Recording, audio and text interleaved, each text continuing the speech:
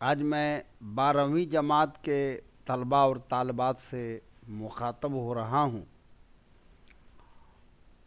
सवाल जवाब का जो सिलसिला मैंने शुरू किया था, कहकशां जो किताब है 12वीं जमात में, उसके सवाल और उसके जवाब को जो मैं ये दे रहा था, उसके मुतालिक मैं बता रहा हूँ। बाज़ पुराने लफ्ज़ों की नई तहक़ीक़, सैयद सुलेमान नदवी का ये मज़मून लिखा हुआ है। तो उसके मुख्तसर तरीन सवालात जो जवाबात के साथ है। भूख तोड़ने की इस्तिलाह क्या है?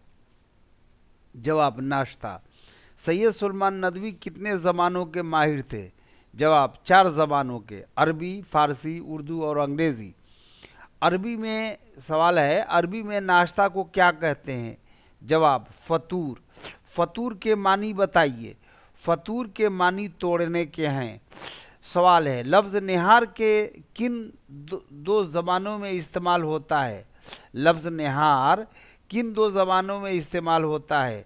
जवाब, फ़ारसी और हिंदुस्तानी। सवाल, कलई किस ज़बान का लफ्ज़ है और इसके मानी क्या है? जवाब, अरबी ज़बान का लफ्ज़ है और मानी रांगा है।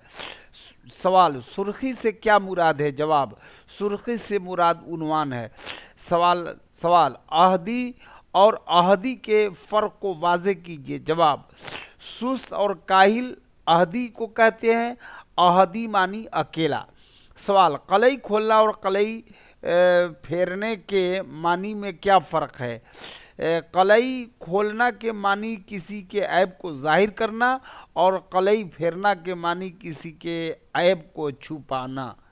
कलम है। सवाल, कलई को अरबी और फ़ारसी में क्या कहते हैं? जवाब, कलई को अरबी में लिसान और फ़ारसी में रांगा कहते हैं। सवाल, पूरब और पश्चिम के ज़बानों से कौन सी ज़बान मुसन्निफ़ मुराद लेता है? जवाब, पूरब की ज़बान से मुसन्निफ़ की मुराद अरबी ज़बान है और पश्चिम की ज़बान से मुराद अंग्रेज़ी है। अब है मुख्तसर सवालात मा जवाबात।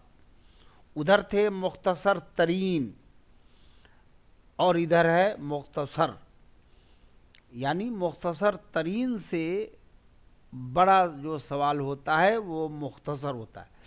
सवाल है, पेट के लिए खानों में सबसे ज़्यादा ज़रूरी खाना कौन सा है? जवाब, इसके मुतालिक सैयद सुलेमान नदवी के ख़यालात वाज़ह कीजिए। जवाब, जहाँ तक सैयद सुलेमान नदवी के ख़यालात की बात है तो इस सिलसिले में उनका ख़्याल यह है कि पेट के लिए खानों में सबसे ज़्यादा ज़रूरी खाना नाश्ता है। सुबह सवेरे पेट में कुछ खा लेने से दिन भर के लिए इत्मीनान हो जाता है। सवाल, कलिया से क्या मुराद है? अरबी और हिंदुस्तानी ज़बान में कैसे इस्तेमाल करते हैं? जवाब, हमारे हिंदुस्तानी कल्चर में कलिया कुरमा आम खाना और रोज़मर्रा के इस्तेमाल में है। कलिया की बज़ाहिरी शक्ल तो अरबी है, लेकिन इसका मानी अरबी नहीं है। अरबी में इसकी शक्ल कलिया हो सकती है, जो कली से मुश्तक है।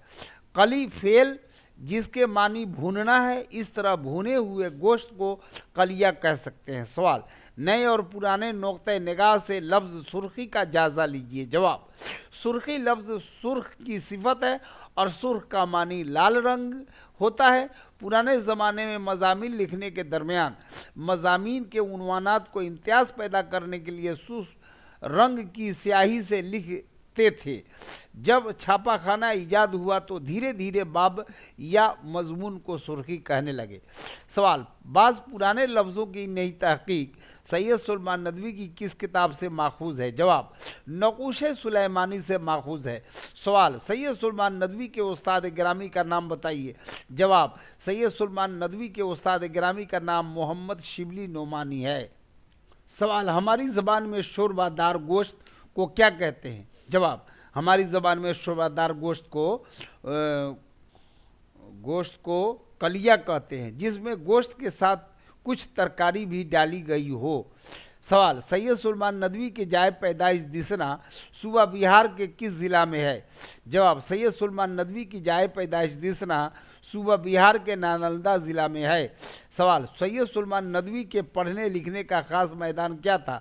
जवाब, सैयद सुलेमान नदवी ज़हीन और मेहनती तालिब इल्म थे। कई उलूम के आप मालिक थे, लेकिन आपके पढ़ने लिखने का खास मैदान तारीख़ इस्लाम था।